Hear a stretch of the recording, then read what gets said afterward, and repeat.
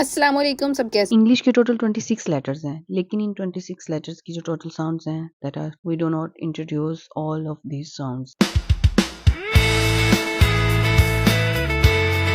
You can see this is letter A. A says A. I hope कि now you have got the idea phonetic sounds इतनी initial stage पे क्यों जरूरी हैं. Reading का जो first step है वो cross कर लिया and give it a whole 1 week क्योंकि capital letters ज़्यादा use नहीं होते. Their recognition towards the letter becomes stronger. अस्सलाम वालेकुम माय यूट्यूब फैमिली, सब कैसे हैं। उम्मीद है सब ठीक ठाक होंगे और खुश होंगे। आज की इस वीडियो में हम बात करेंगे इंग्लिश लेटर्स की, फोनिक साउंड्स की और किंडरगार्टन लेवल पे बच्चों को स्मॉल लेटर्स इंट्रोड्यूस करवाना कितना ज़रूरी है before introducing them to the capital letters.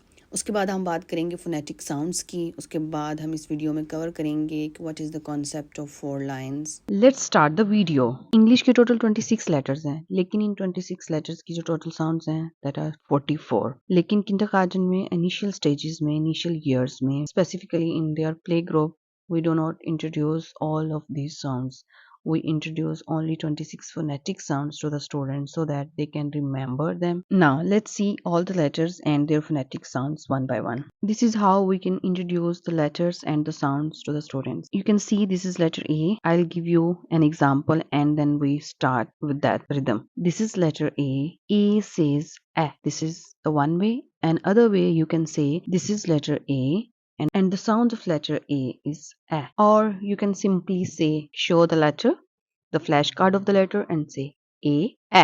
And then the next letter, B, B, B. A, A, B, B, C, K. I hope now you have got the idea that how to teach letters and their sounds. Letters and their phonetic sounds के ऊपर already मेरे channel पे एक video पड़ी हुई है complete guide के लिए और कंप्लीट फोनेटिक साउंड्स के लिए. You can watch that video. चलिए जी अब हम फर्दर आगे बढ़ते हैं. बात करेंगे कि फोनेटिक साउंड्स इतनी इनिशियल स्टेज पे क्यों जरूरी हैं. फोनेटिक साउंड्स इसलिए जरूरी हैं कि फोनेटिक साउंड्स की हेल्प के साथ बच्चे सीवीसी वर्ड्स बनाना सीखते हैं और जब समझे कि बच्चों ने सीवीसी वर्ड्स बनाना सीख लिए तो उन्होंने अपनी रीडिंग का जो फर्स्ट स्टेप है वो क्रॉस कर लिया है. Initially I would recommend take one letter and give it a whole 1 week. Letter जो लेटर आप सिखा रही हैं, लेट्स सपोज लेटर ए, उसकी वोकैबुलरी उसको बताएं. A alligator, A arrow, A apple, A aeroplane, so that he gets the clear understanding of the letter A and its sound. और capital letters use करने की बजाय या कैपिटल लेटर्स के flash cards use करने की बजाय आप यूज करें स्मॉल लेटर्स और स्मॉल लेटर्स के फ्लैश कार्ड्स, क्योंकि कैपिटल लेटर्स ज्यादा यूज नहीं होते. Most of the time we are using the small letters. When we introduce them the small letters, their recognition towards the latter becomes stronger. Okay ladies, let's move to the next topic and which is the concept of 4 lines. अब हम सबको पता है कि we have 26 letters in English and we have only 4 lines to write these 26 letters. सबसे पहली बात तो ये कि बच्चे को फ़ौरन ही राइटिंग के लिए 4 लाइन्स के ऊपर लेकर नहीं आना. सबसे पहले उसकी लेटर रिकग्निशन और उसकी फोनिक साउंड्स जो हैं वो क्लियर होना बहुत ज़रूरी हैं. जब उसकी लेटर रिकग्निशन और फोनिक साउंड्स जो हैं वो उसकी क्लियर हो जाएं, फिर आप उसको राइटिंग की तरफ लेकर आएँ. और जब भी राइटिंग की तरफ लेकर आएँ उसको बताएं we have 4 lines in English and we write all these letters on different lines. We don't write all the letters on all 4 lines, or we don't write all the letters on middle 2 lines or whatever. Don't confuse him.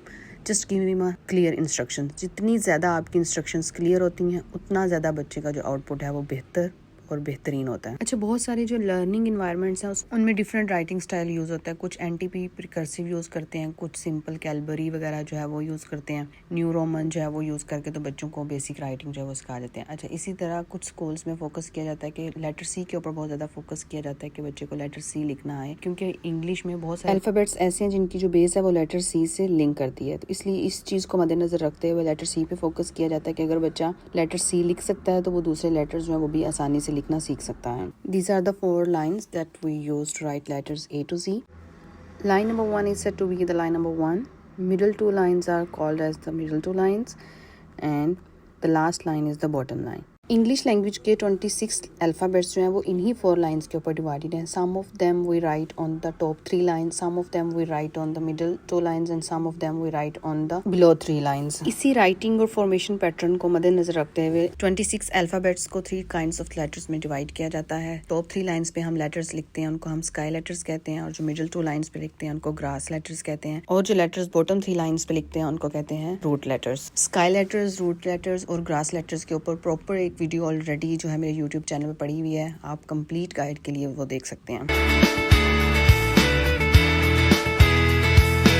ये थी जी आज की video, जिसमें मैंने कोशिश की है कि मैं जितना क्लियर, जितना इजी जो है कुछ क्वेश्चंस थे उनके आंसर्स कर सकती हूँ, मैंने आंसर किए हैं और बताने की भी कोशिश की है. लेकिन फिर भी अगर आपको कोई कन्फ्यूजन हो तो आप कमेंट सेक्शन में अपना क्वेश्चन लिखें. I am there to answer all your queries. So मिलते हैं नेक्स्ट वीडियो में, तब तक के लिए अल्लाह हाफिज़, बाय.